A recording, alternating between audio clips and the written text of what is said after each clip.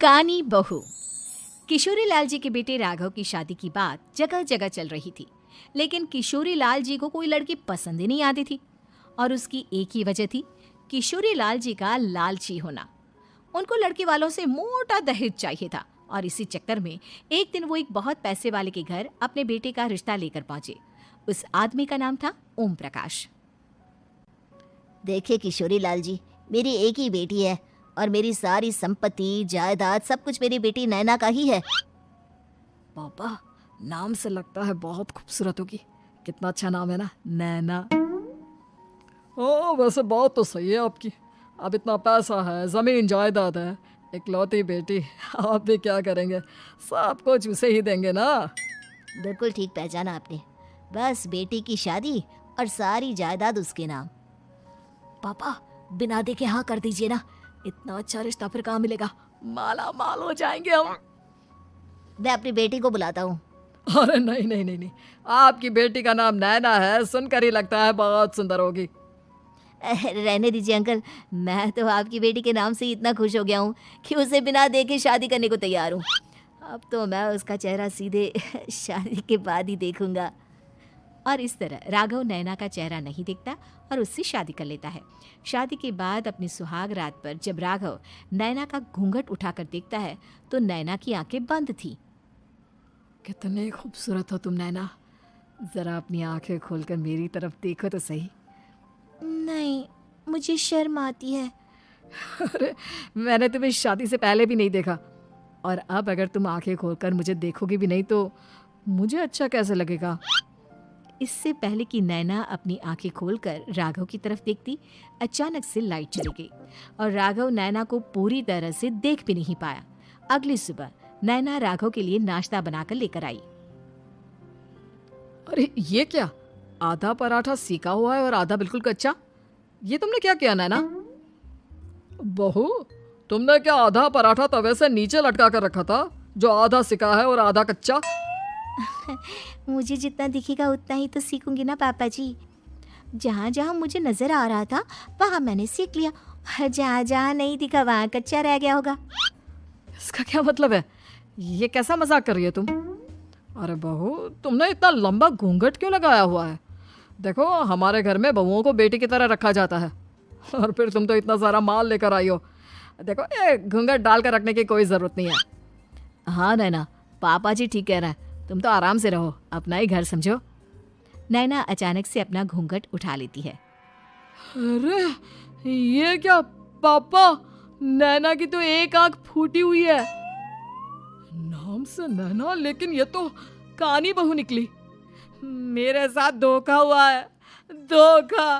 बिना दिखाए अपनी कानी लड़की मेरे संग ब्याह दी। मुझे कानी बीवी नहीं चाहिए। मुझे अभी ओम प्रकाश जी से बात करनी पड़ेगी। आखिर उन्होंने मेरे साथ ऐसा किया क्यों? अरे, आप लोगों ने ही तो पापा से कहा था कि आप लोग शादी से पहले मुझे देखना नहीं चाहते। अब मेरे पापा पर क्यों इल्जाम लगा रहे हैं? अरे लेकिन उन्हें बताना तो चाहिए था ना कि तुम कानी हो, एक आंख से तुम्हें दिखाई नहीं देता। किशोरी लाल और राघव नाराज होकर ओम प्रकाश को अपने घर बुलाते हैं। पापा जी, ये आपने क्या किया? शादी से पहले बताया क्यों नहीं कि नैना की आंखों में परेशानी है? अरे, आप ही ने तो लड़की देखने से मना कर दिया था। और लेकिन आप बता तो सकते थे। आपको तो हमारी बेटी की प्रॉपर्टी चाहिए थी, वो भी पूरी की पूरी। अब क्या हुआ अगर उसे आधा दिखाई देता है? प्रॉपर्टी तो आपको पूरी मिल गई ना। अरे ये क्या बात हुई? मेरी शादी प्रॉपर्टी से नहीं, आपकी बेटी से हुई है। अब ये तो पहले सोचना चाहिए था। तब तो मेरी प्रॉपर्टी देखकर तुम्हारी जुबान लप लपा रही थी। लेकिन मैं कानी लड़की को अपनी बीवी बनाकर नहीं रख सकता। पापा, कुछ करिए ना आप। हाँ, करता हूँ। देखिए ओम प्रकाश जी, आप हमारे साथ ऐसा नहीं कर सकते।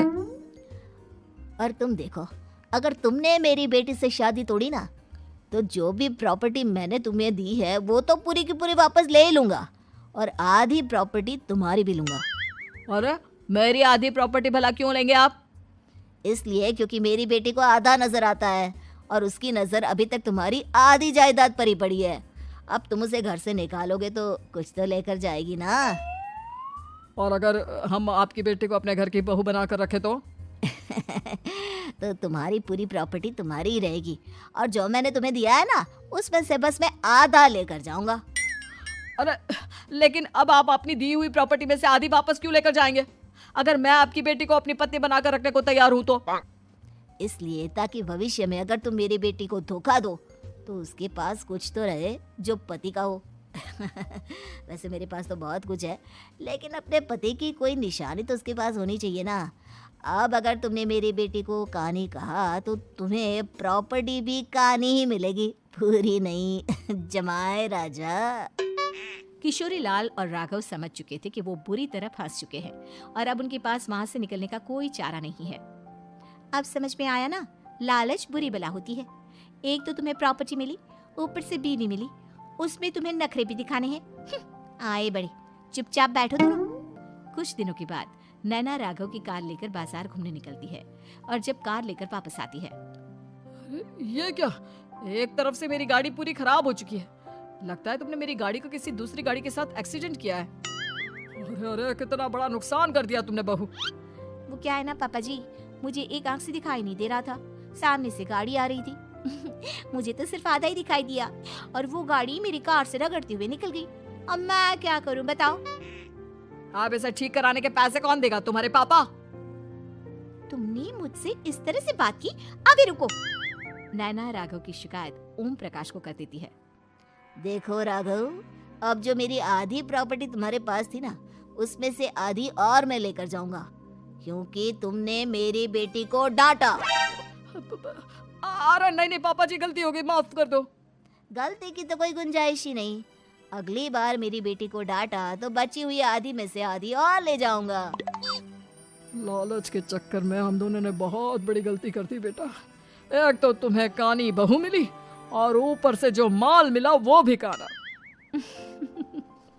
इस तरह राघव की हर एक गलती पर ओम प्रकाश उसकी प्रॉपर्टी का आधा आधा हिस्सा लेकर अपना सारा माल वापस ले गया और राघव को कानी बीवी से काम चलाना पड़ा। भाई लालच वाकई में बुरी बला है।